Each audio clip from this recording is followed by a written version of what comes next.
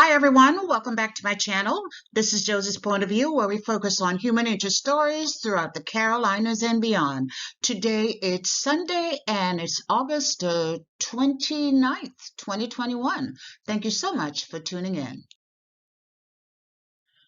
If you're visiting my channel for the first time, I want to say welcome. I hope you'll find the information here to be informative. And if you're a returning viewer, by all means, thank you so much for coming back.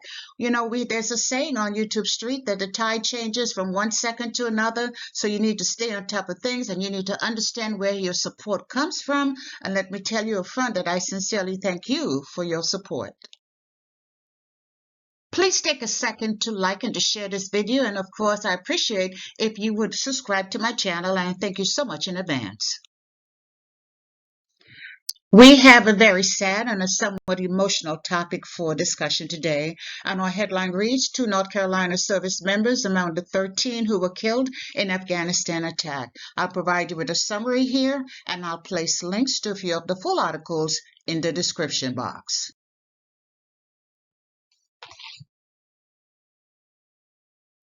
I'm sure by now you've all heard the news. 13 American service members were killed in what has been described as the deadliest day in U.S. military in Afghanistan since 2011, as American soldiers and sailors and Marines and airmen worked expeditiously to assist with the timely evacuation of people at the Kabul International Airport in Afghanistan. A suicide bomber attack took the life of 13 of our distinguished men and women.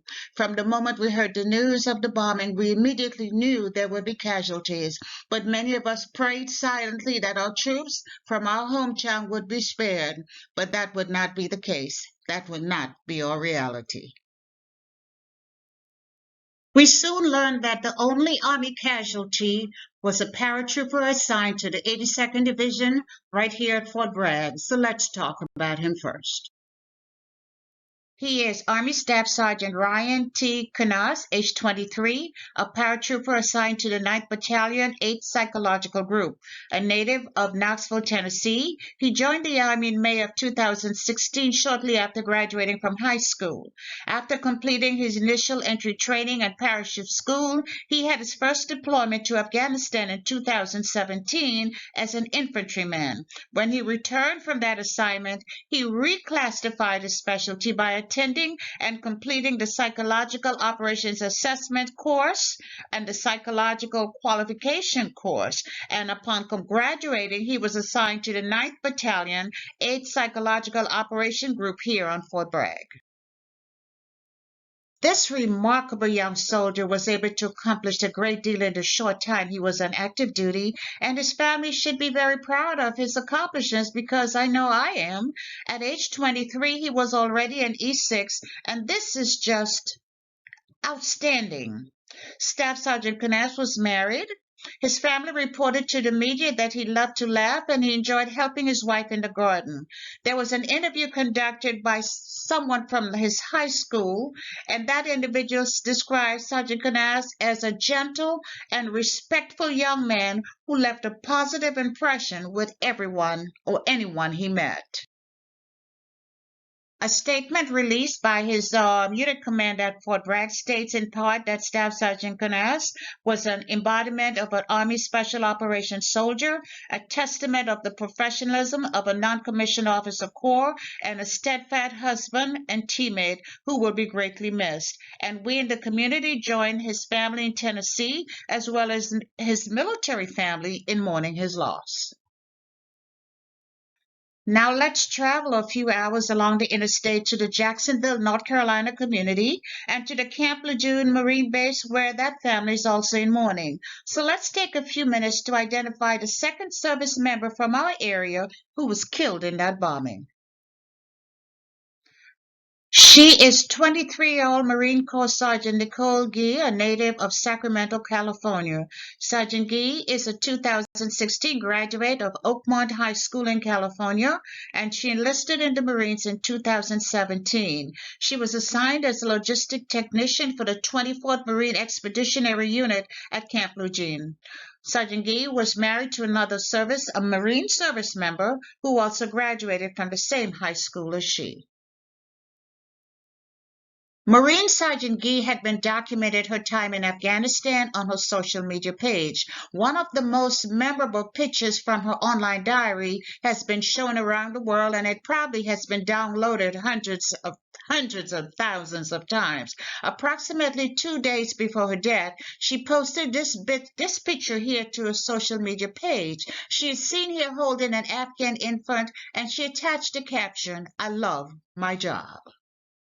In another picture, this one seen here, she's seen at the airport standing beside a long line of individuals, and she posted the caption, "Escorting evacuees onto the bird." By the look on her face, you could clearly see the pride she felt in doing her job. And we're so very proud of you as well, Marine Sergeant Gee. Forgive me for a second, I'm just becoming a little bit emotional. It's difficult to hold back the tears. And we continue to mourn the loss of these two service members from North Carolina. However, we are ever so mindful that on that dreadful day, 13 American servicemen and women lost their lives. They are as follows. Marine Sergeant Johanny Rosario Pichardo, age 25, of Lawrence, Mass., the second woman service member to be killed in this dreadful attack. Marine Lance Corporal David Lee Espinoza, age 20, of Rio Bravo, Texas.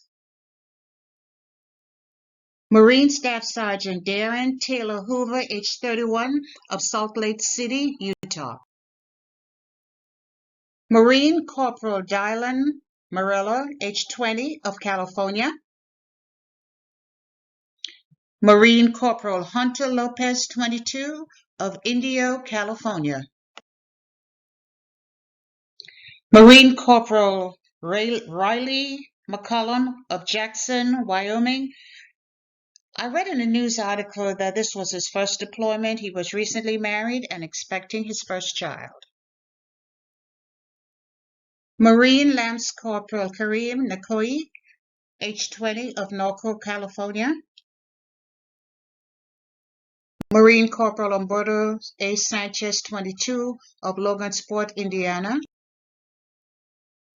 Marine Lance Corporal Jared Smith, age 20, of St. Charles, Missouri. Marine Corporal Dagan W. Page, age 23, of Omaha, Nebraska. And Navy Corpsman Maxton William Soviak, age 22, of Burling Heights, Ohio. And our heroes are now back on American soil. And when we see a picture like this, it reminds us that freedom comes at a price. And as we often say, all of us gave some, but some gave all. When I look at this picture, in my mind, I kept saying, I hope this is the last time we ever have to see a picture like this, but I know that's not the case. So we'll just continue to pray for peace. And as they now travel to their respective hometowns for their final farewell, may we never forget the sacrifices they made. This picture came across my social media page, and it has been shared several times, so it's difficult to really know who developed it. So I would have liked to give him the credit, but it's been in the public domain, so I know it's perfectly acceptable to use it. But it sums up my final thoughts for this video. Such a young group. This group of 13 service members range in ages from 20 to 31 years old. 12 of them, which represents 92% of the group, were between the ages of 20 to 25. It simply breaks my heart, so very young, and what a tremendous burden to have to carry the weight of an entire nation. We will forever be grateful for their ultimate sacrifices, and we're so very proud of their accomplishments. So rest well, my faithful warriors, and thank you for your service. And that's all I have for you right now. Feel free to leave me a comment below and let me know what you think about this video. And by all means, feel free to like and to share it. And if you haven't done so already, I want to invite you to subscribe to my channel by clicking on that red subscribe button on the bottom right-hand corner of your screen. And if you click on the notification bell, you'll be the first to know whenever a new video is uploaded. I thank you for watching, and I'll talk to you soon. Bye.